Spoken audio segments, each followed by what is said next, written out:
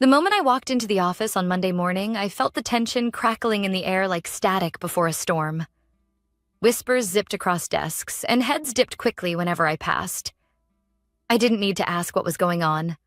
I'd been at the concert on Saturday night, center stage, watching it unfold on the giant screen with 20,000 strangers. There they were, Martin Ellis, CEO of Horizon Analytics, Tamara Reed, our HR director, caught on the kiss cam, locked in an embrace that made the entire arena roar with laughter and gasps, both of them married, but not to each other. By Sunday morning, the video had gone viral. Clients, partners, even board members had seen it. And by Monday morning, Martin Ellis was out for blood. I was in the middle of logging into my workstation when I heard it. "Kira, my office, now."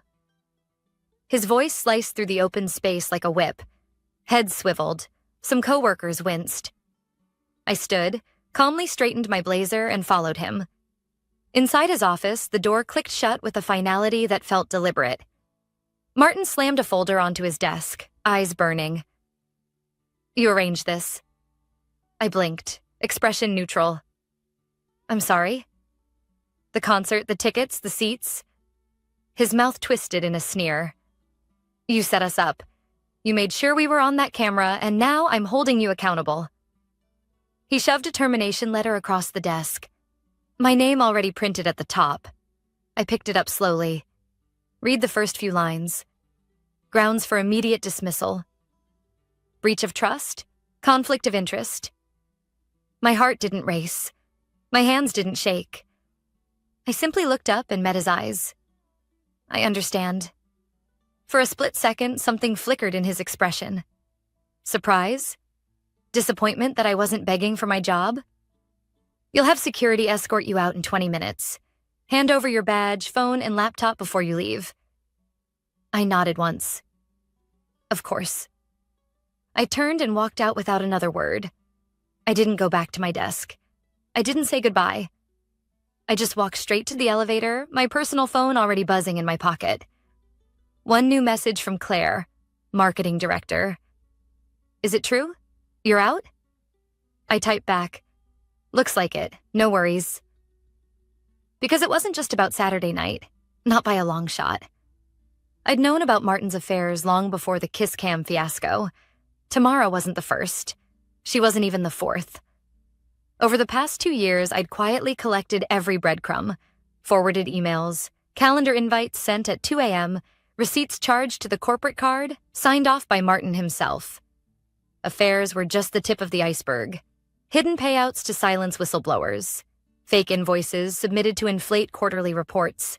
Vendor kickbacks disguised as consulting fees. I hadn't said a word. Not yet. Because I knew the day would come when I'd need it.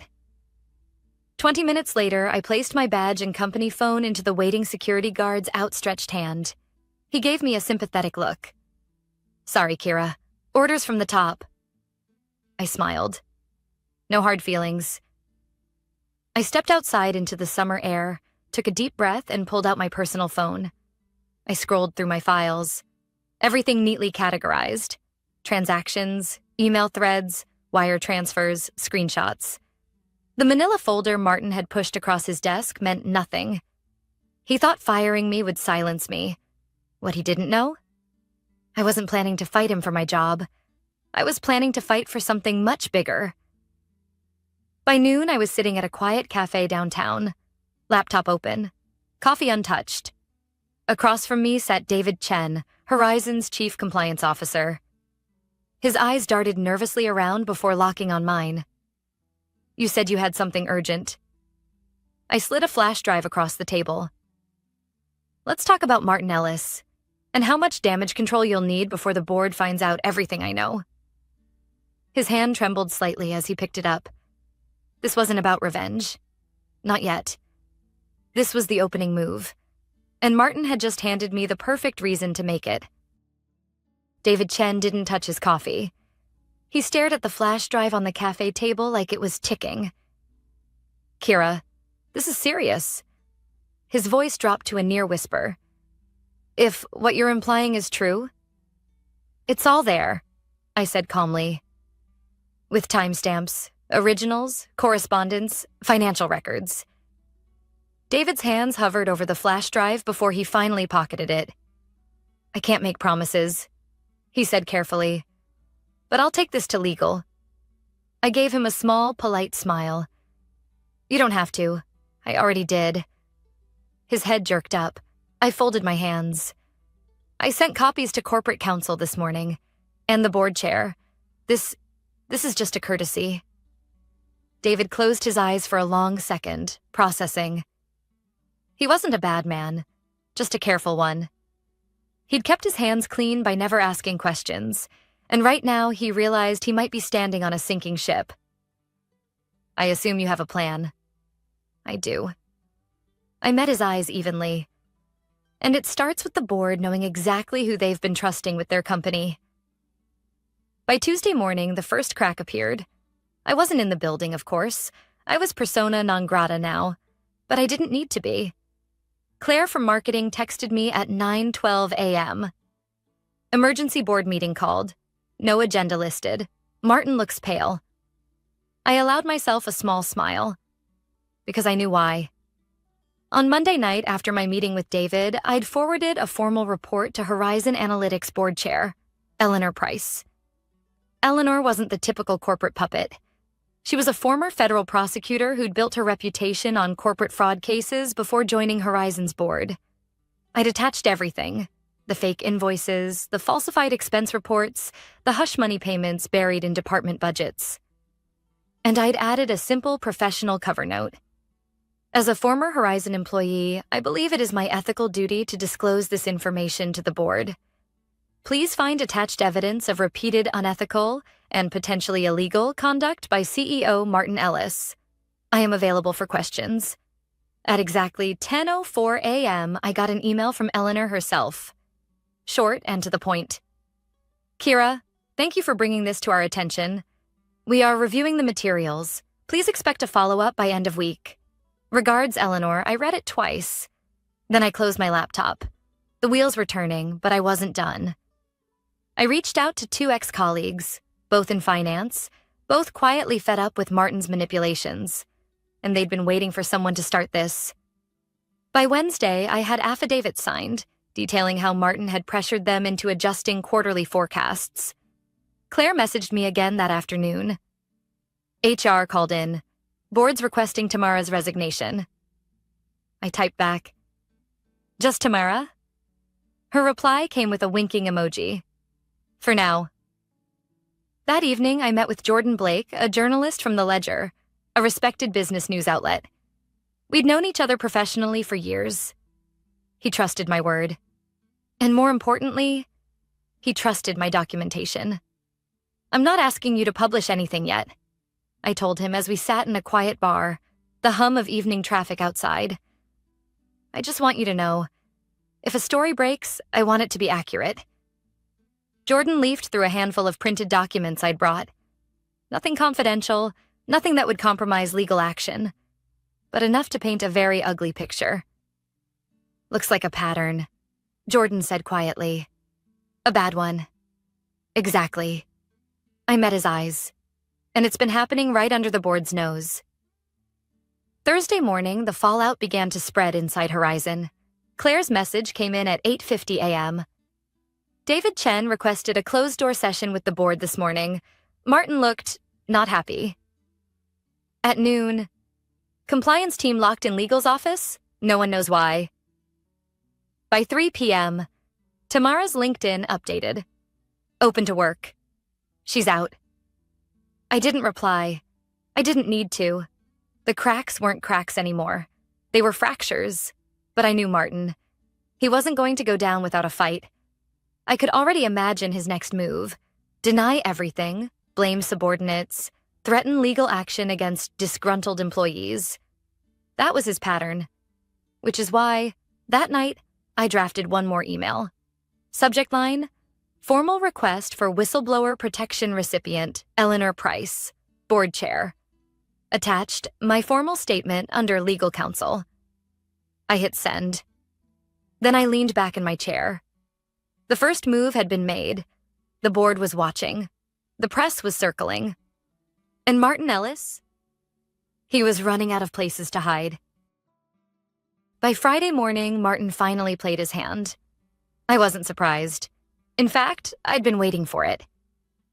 At exactly 8:17 a.m., my personal phone buzzed with a notification. Cease and desist letter, Horizon Analytics.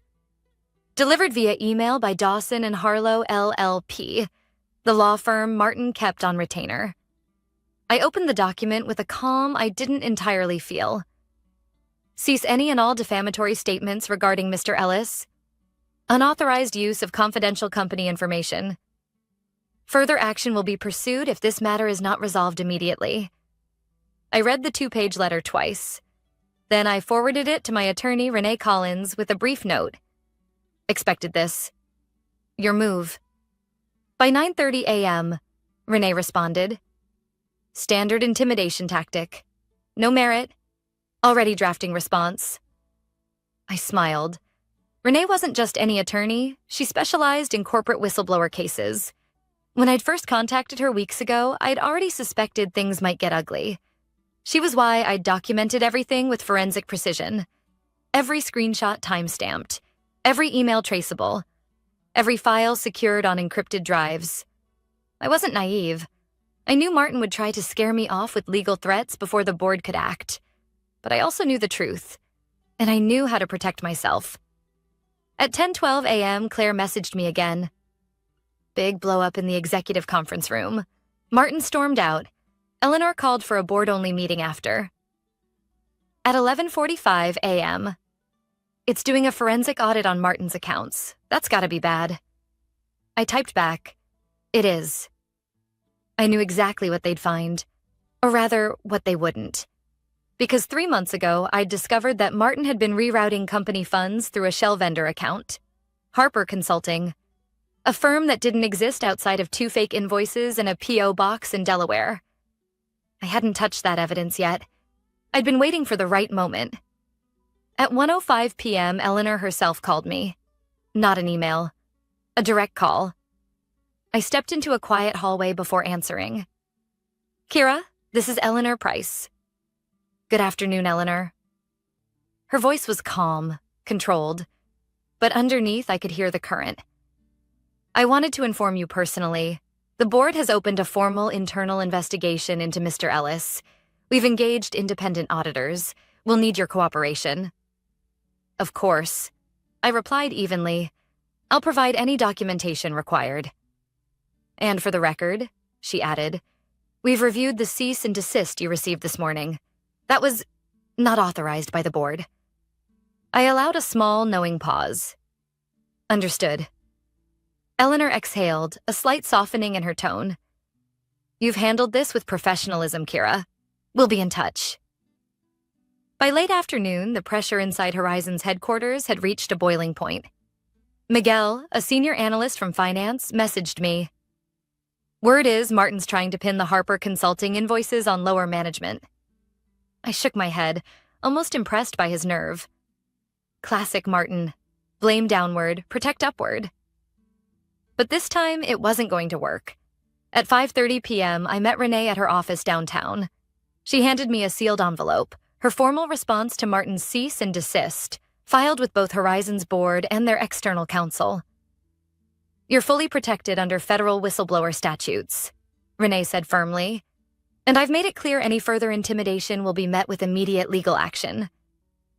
I nodded, taking a slow breath. This isn't just about Martin anymore, I said quietly. It's about the culture he created, the people he used, manipulated, threw under the bus.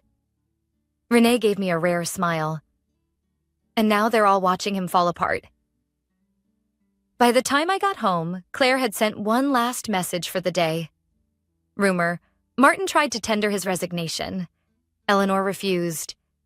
They want him on the record for everything first. I replied, smart. Because if Martin walked now, he'd control the narrative. But if they forced him to answer, under investigation, the board would have every reason to sever him with cause. No golden parachute, no soft landing, no exit bonus. That night, I poured myself a glass of wine and opened my laptop. I wasn't celebrating. Not yet. But for the first time in years, I felt steady. Because Martin Ellis had finally realized something critical. I wasn't the weak link he thought I was. I wasn't a disposable employee. I was the fuse he'd lit himself. And now he was watching the countdown. By Monday morning, the news inside Horizon Analytics wasn't whispered anymore. It was open conversation. I knew because Claire called me at 8:05 a.m., her voice low but urgent. They've suspended Martin, effective immediately. I felt a pulse in my chest but kept my tone even. Internal email? Company-wide, just went out 5 minutes ago. Official reason, pending results of an internal audit. I closed my eyes for a brief second. That was fast. Faster than I'd expected. Claire hesitated on the line. And Kira. Eleanor's coming in for an all-hands at noon. She's making a statement. I let that settle. Eleanor wasn't known for hand-holding. If she was addressing the entire company herself, this wasn't damage control anymore. This was the start of a leadership purge. By noon, I was sitting in a cafe near Horizon's headquarters. Claire kept me updated via text like a live news ticker. Eleanor just walked into the main auditorium. Martin's not here. Compliance team flanking her. Then, a minute later, she's confirming the investigation. Commitment to transparency. Accountability at the highest level. And finally, says they'll be restructuring leadership after findings. Everyone's dead silent. I exhaled slowly. This wasn't just about Martin anymore. This was systemic. And Eleanor knew it.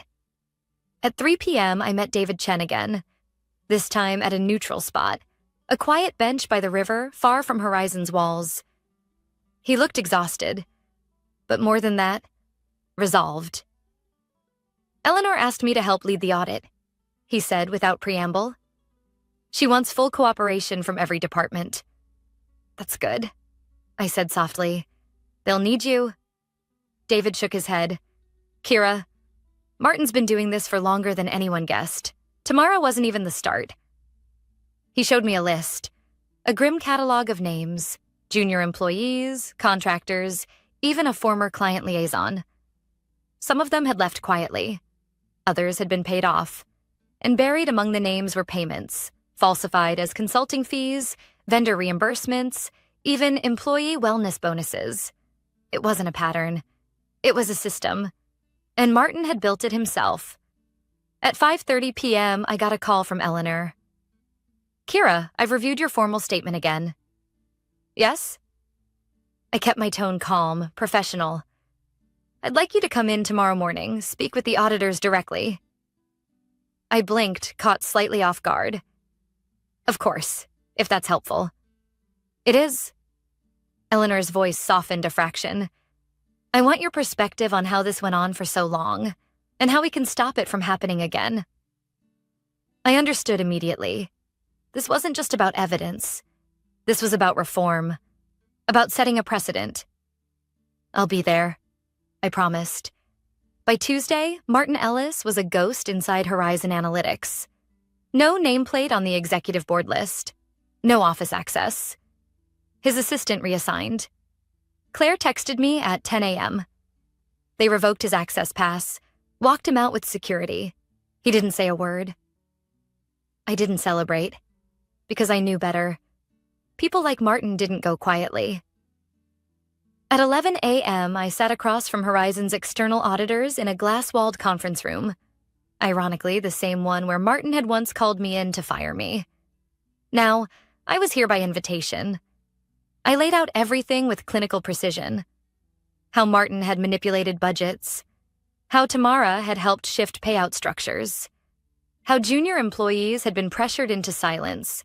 How leadership ignored red flags. Every answer I gave, I backed with a file. Dates, names, accounts. The auditors didn't interrupt. They took notes. And at the end, one of them, a senior partner named Lisa Grant, leaned forward. You documented everything? Yes. Why? I met her gaze evenly. Because I knew sooner or later I'd need to prove it. Lisa nodded slowly, almost with respect. When I walked out of that room, I passed Eleanor in the hallway. She paused, meeting my eyes directly. You handled this with more integrity than half my board. I gave a small, honest smile. I learned a long time ago. If you don't protect your own reputation, no one else will. Eleanor nodded once. Stay close, Kira. I suspect we'll be seeing more of each other. That night, Claire sent me one last text before I turned in. Martin's lawyer leaked a statement. Claims he's the victim of a smear campaign, blaming disgruntled former employees. I stared at the message, unsurprised. It was Martin's last predictable move. And it wasn't going to work. Not this time. Because now, the truth wasn't just mine. It belonged to everyone watching. By Thursday morning, the headlines hit. Horizon Analytics CEO under internal investigation. Sources, cite financial misconduct. The Ledger broke the story first, with Jordan Blake's byline right at the top. The article was cautious, quoting sources familiar with the matter, and citing Horizon's official statement about ongoing internal review. But it was enough. Enough for clients to start asking questions. Enough for shareholders to start dialing the board. Enough for the cracks in Martin's carefully crafted image to shatter wide open. I was sitting in Renee's office when the article went live. She skimmed the piece, lips pressed together in a thin, satisfied line. Not defamatory, she said, tapping the printout. Every claim is backed by existing board action or public record. He'll try to deny it, but this sticks. I nodded quietly. It wasn't about revenge, not anymore. It was about accountability, about making sure no one else got chewed up by a man like Martin Ellis. At noon, Claire texted me again. Martin showed up at HQ, tried to talk to Eleanor. Security stopped him. I typed back, he's desperate. But I knew it wouldn't stop there. And I was right. At 3:27 p.m., my phone rang. Unknown number. I almost let it go to voicemail, until curiosity won out. I answered. Kira. It was Martin. I recognized the polished, almost lazy drawl he used when trying to play charming. I think we've both let this get out of hand, he began. I'd like to propose a conversation. Off the record. Just you and me. I stared at the wall in front of me, every instinct in my body going still. Why? I asked calmly. Because, Martin said, his voice dropping into a conspiratorial tone. We both know how these things look from the outside. Mistakes get exaggerated. Careers get ruined. I don't want that for you. I almost laughed. There it was. Martin's real play. A thinly veiled threat. You think I'm worried about my career? I asked quietly. A pause. I'm offering you a way out of this, he said, voice sharpening. Walk away, say nothing else, and I'll make sure you're looked after. I pictured him, probably pacing in some overpriced office, trying to salvage control the only way he knew how. I smiled slightly. Martin, I said softly, I'm not the one who needs a way out. I hung up. By Friday morning, Horizon's board released a formal statement. Following a comprehensive internal audit, Horizon Analytics confirms the immediate termination of Martin Ellis for cause. Effective today. The board remains committed to transparency and corporate integrity. They didn't mince words. They didn't offer soft explanations. And for once, they didn't protect him. I sat in Eleanor's office that afternoon. She poured 2 cups of black coffee before sitting opposite me. I wanted to say thank you, Kira, she said simply. You didn't have to come forward. Many wouldn't have. I met her eyes.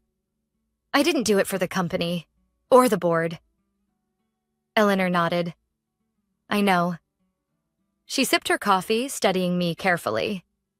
I'm extending an offer. Head of Ethics and Compliance. Horizon needs someone who's proven they can stand their ground, and I'd like that person to be you. I blinked, surprised despite everything. Eleanor, She smiled faintly. Think about it. And for the first time, I did. At 6 p.m., Claire sent me one last message for the day. Martin's lawyer released a statement. No comment. He's gone. I stared at the words for a moment. It didn't feel like victory. Not exactly. It felt like closure.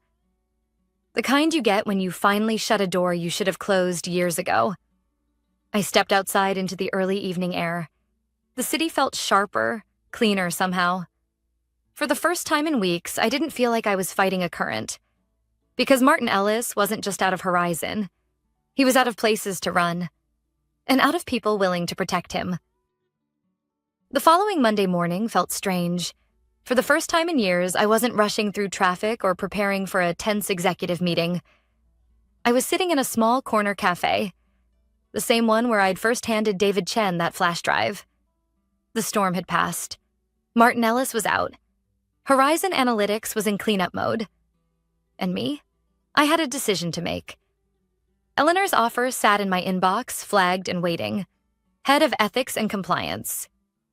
Horizon Analytics, a full executive package, complete autonomy over internal investigations, direct reporting line to the board. It was the kind of position most people would kill for. But I wasn't sure I wanted it. After everything I'd seen, after everything I'd fought through, was it enough to walk back into the same building, wearing a different title? I stirred my coffee slowly, thinking about all the faces I'd worked with. The ones who'd quietly endured Martin's behavior. The ones who had stayed silent because speaking up had always meant risking everything. And the ones who had been pushed out, discarded when they became inconvenient. I wasn't angry. Not anymore. I was tired. At noon, I met Claire for lunch. She slid into the booth across from me, her usual quick smile softening when she saw my expression. So, have you decided? I shook my head. Not yet. Claire exhaled, folding her hands on the table. You'd be good at it, Kira. Better than anyone they could bring in. I know. I said it without pride, just fact. But? She prompted gently. I took a slow breath. I'm just not sure I want to spend the next chapter of my life cleaning up after people like Martin. Claire nodded, her eyes thoughtful. That's fair. We sat in comfortable silence for a moment before she added quietly, but maybe it's not about cleaning up after them. Maybe it's about making sure there's never another Martin in the first place. I looked at her, really looked. And for the first time, I wondered if this wasn't about revenge, or even redemption. Maybe it was about legacy. That evening, I called Eleanor. She answered on the first ring. Kira, I've thought about your offer. And? I smiled slightly. I'll take it, but on my terms. Eleanor chuckled softly. I expected nothing less. Let's meet tomorrow morning to discuss. 1 week later, I walked back into Horizon Analytics. But this time, I wasn't the woman quietly gathering evidence in the shadows. I wasn't the dismissed employee. I wasn't the whistleblower fighting for survival. I was the head of ethics and compliance, and my first meeting was with the entire leadership team. I stood at the front of the main conference room, the same room where Martin once stood, spinning half-truths and empty promises. Now, every executive in Horizon sat facing me. Some wary, some curious, some openly skeptical. I met their eyes, one by one. This company let things slide for far too long. I began, my voice steady. We normalized behaviors we should have condemned. We ignored red flags because they were inconvenient. We protected people who should have been held accountable. I let that sink in before continuing. That ends today. A ripple moved through the room. Faint, but real. We're not here to patch holes. We're here to rebuild trust from the ground up. And if you can't get behind that, this is your opportunity to step aside now. Silence. Then, slowly, David Chen gave a small nod. Others followed. By the time I finished, the mood had shifted. I wasn't asking for loyalty. I was setting the standard. 3 months later, Horizon Analytics rolled out its first transparent ethics program. Real reporting channels, anonymous protections for whistleblowers, mandatory leadership accountability audits. It wasn't perfect. Change never is. But it was a start. One evening, after a long day, I found myself looking out over the city skyline from my new office. Claire knocked softly on the doorframe. "You good?" she asked. I smiled. "I'm good." We stood there for a moment before she added, "You know, people talk. They say you turned this place upside down." I shrugged. Maybe. Or maybe I just turned it right side up. Claire laughed quietly, stepping back toward the door. "Either way, it's better with you here." As I watched her leave, I thought back to that moment when Martin handed me my termination papers, convinced he was silencing me. What he didn't know? He wasn't ending my career. He was handing me the microphone. Because sometimes you don't burn bridges. You rebuild them, the right way. And you make sure the wrong people never get to cross them again.